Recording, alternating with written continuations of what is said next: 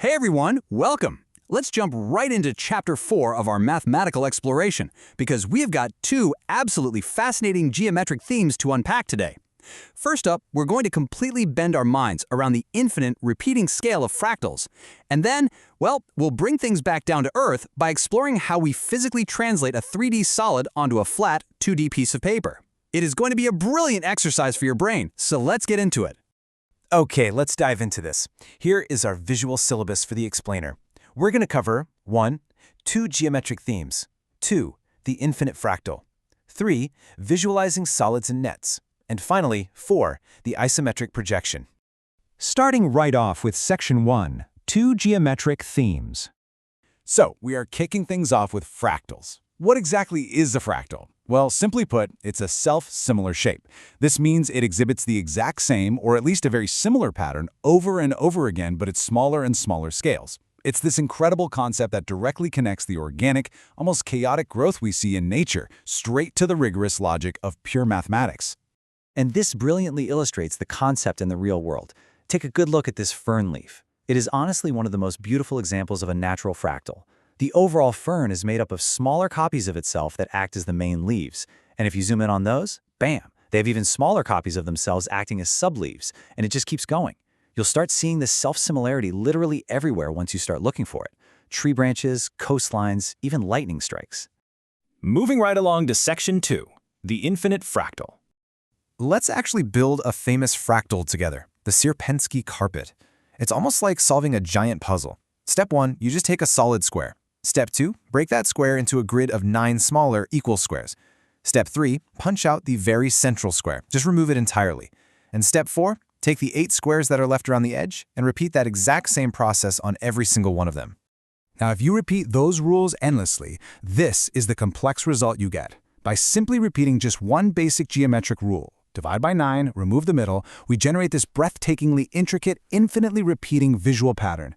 The actual size of the squares gets smaller and smaller, while the sheer number of square holes increases endlessly. It's pretty wild. Now, what's really interesting about this slide is the hidden logic behind the shape. It isn't just a pretty drawing, right? It's a strict mathematical progression. Let's look at the remaining squares, which we'll call Rn. At step 0, we start with 1 square. At step 1, we have 8 squares. At step 2, each of those 8 gives us 8 more, so suddenly we have 64. Every square that remains gives rise to 8 new ones in the next step, so the formula for the number of squares at any step n is simply 8 to the power of n. It's just a perfectly logical, totally predictable pattern of multiplication. And of course, this self-similarity isn't limited to just squares. Consider the Sierpinski triangle, or gasket. If you take an equilateral triangle and join the midpoints of its sides, you immediately divide it into 4 identical, smaller equilateral triangles. Remove the middle one and repeat the process on the remaining 3. The exact same geometric proof applies, showing how this infinite theme stretches across entirely different shapes. All right, shifting gears into Section 3, visualizing solids and nets. Okay, I want you to mentally participate in this next part with me. Imagine a solid 3D cylinder sitting right in front of you, like a standard can of soup.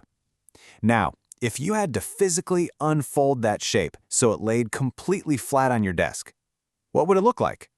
What is its net? Let's walk through that tactile process. First, you'd pop off the top and bottom lids, so that's unfolding the circular faces.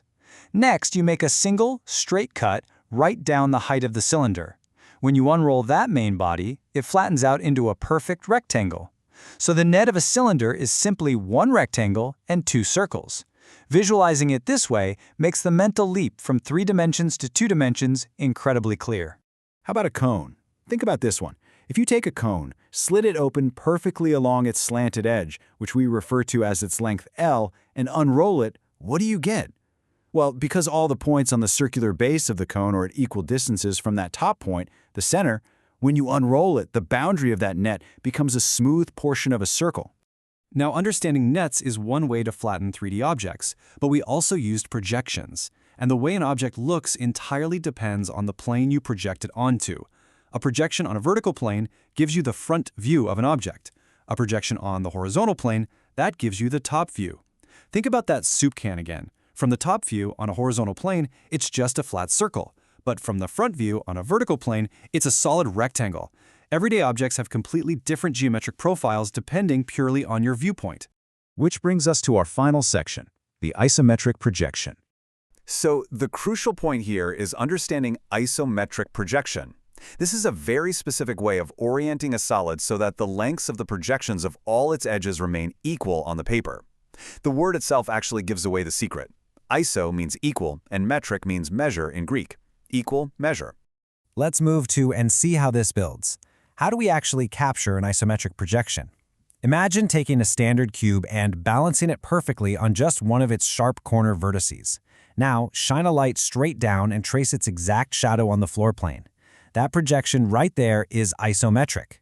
What makes this so powerful and why video game designers use this exact trick to render classic 3D worlds is that parallel lines on the physical solid remain perfectly parallel on the flat isometric paper. The height, length, and depth axes project evenly, brilliantly preserving the illusion of three-dimensional reality. Before we wrap up this explainer, I want to leave you with a visual puzzle pulled directly from our source text. Look closely at this impossible triangle illusion. Because of those rules of isometric projection we just talked about, our brains immediately read this flat image as a 3D object with depth and parallel lines. But follow the lines around for a second. Would it actually be possible to build a physical model of this out of actual wooden cubes? It asks us a truly profound question. How often do the very 2D geometric rules we completely rely on to understand the world end up totally tricking our 3D brains? I highly encourage you to try drawing its front, top, and side profiles on your own. It'll be a great test of everything we've learned today. Thanks so much for joining me on this geometric journey.